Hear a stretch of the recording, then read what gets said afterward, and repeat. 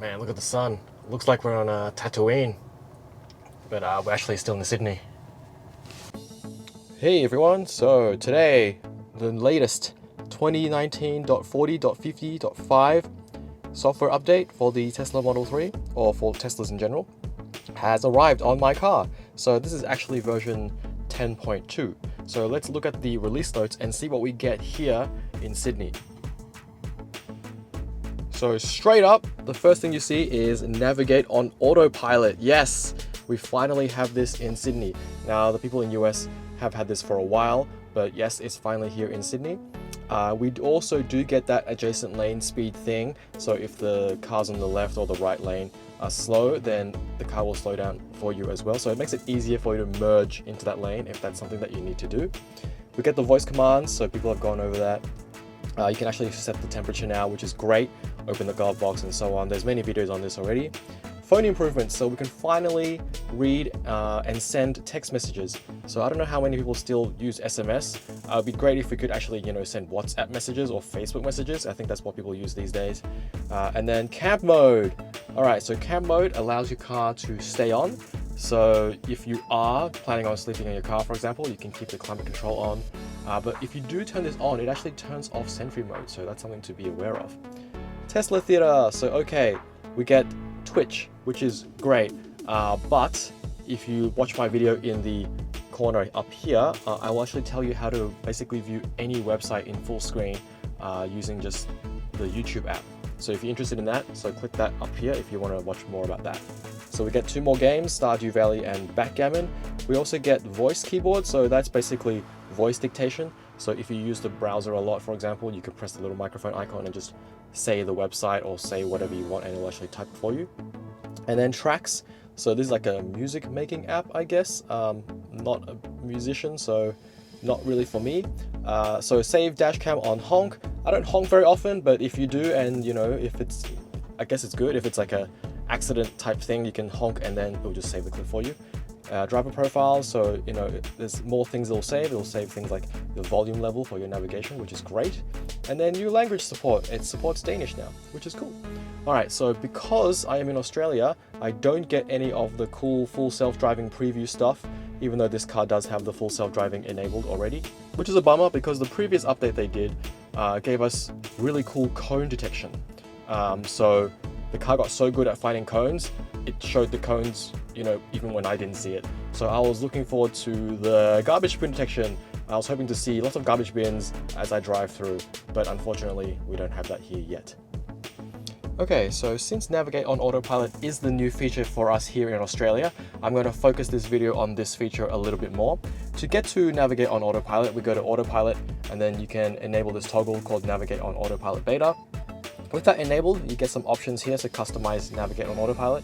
You tap that, and then you can see here we can enable Navigate on Autopilot for every trip. So what that does is, as soon as you punch in a destination on the GPS, you get on a freeway and you turn on Autopilot, it will automatically be in the Navigate on Autopilot mode. With this turned off, you actually have to tap a button before it changes from regular Autopilot to Navigate on Autopilot. Underneath that, there is the speed-based lane changes. Because I'm in Australia, I set it to Mad Max, but I actually used this in mild, and it was actually pretty good already, so I might keep it in mild for now. Underneath that, we have the require lane change confirmation. So what this does is, it was set to yes by default. With this enabled, the car won't actually change lanes until you say yes, please change lanes. And to confirm the lane change, basically you have to tap the indicator stalk to confirm that you want to change left or right. Once you tap it, the car will then do the lane change. You can turn it off. With it off, basically the car will just do the lane change without you tapping the stalk here. Now there are different options that get enabled once you turn off the require lane change option. Basically it's just how the car will notify you when it does the lane change. With it set to both, the steering wheel will vibrate and also it will make a little chime noise as well. Okay, so I've used Navigate on Autopilot a little bit so far, and I've noticed a few things. The first thing is this big blue button here. Now, when I first saw it, I thought, oh, I gotta tap that to turn it on, but no.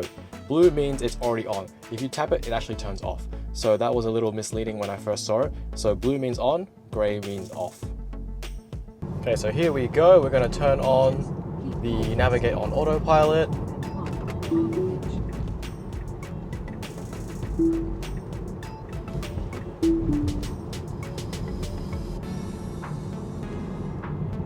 did not work well. I turned that off. There was too many cars coming in there. And we are approaching the Harbour Bridge. And it's on Navigate on Autopilot. So it says Navigate on Autopilot ending in 100 meters. So I'm not sure why. Maybe this is not classified as a... It's not classified as a highway. Not sure why it turned off on the bridge, but it turned off. And it's thinking all those yellow things are cones, but they are... I mean, I wouldn't call them cones. So Autopilot's still working great on the Harbour Bridge.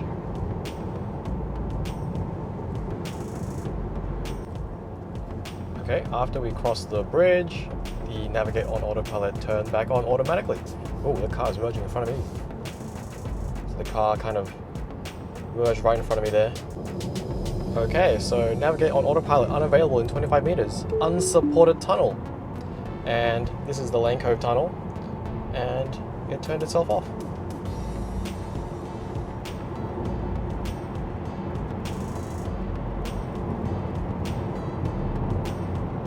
We are exiting the tunnel. Let's see if Navigate on Autopilot turns back on. Oh, there it is. So as soon as you exit the tunnel, out of the unsupported tunnel, Navigate on Autopilot will turn itself back on. Pretty cool. So when there's no more highway left on your trip, that blue Navigate on Autopilot button actually disappears. So the option is only available if there is actually some highway or freeway on your current trip. Okay, the car is too slow and it's asking for a lane change. Okay, so this last clip is just demonstrating the Navigate on Autopilot automatically overtaking a slower car. So that black car there on the left is a bit slow, and the car is automatically moving to the passing lane, which is the right lane in Australia, to pass that car. Now, once it passes the car, it actually indicates left and moves back over to the left lane, which is really awesome. Now, that's about it for this video. I'm super excited to see Navigate on Autopilot finally landing in Australia. I really hope that we get the new driving visualizations soon, and I hope this was useful, and thanks for watching.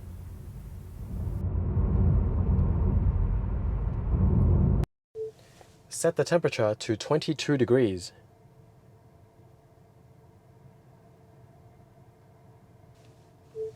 Show me the rear view camera.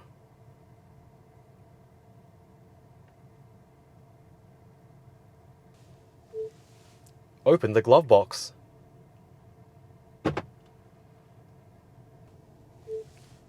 What's the answer to life, the universe, and everything? Do a barrel roll. Oh!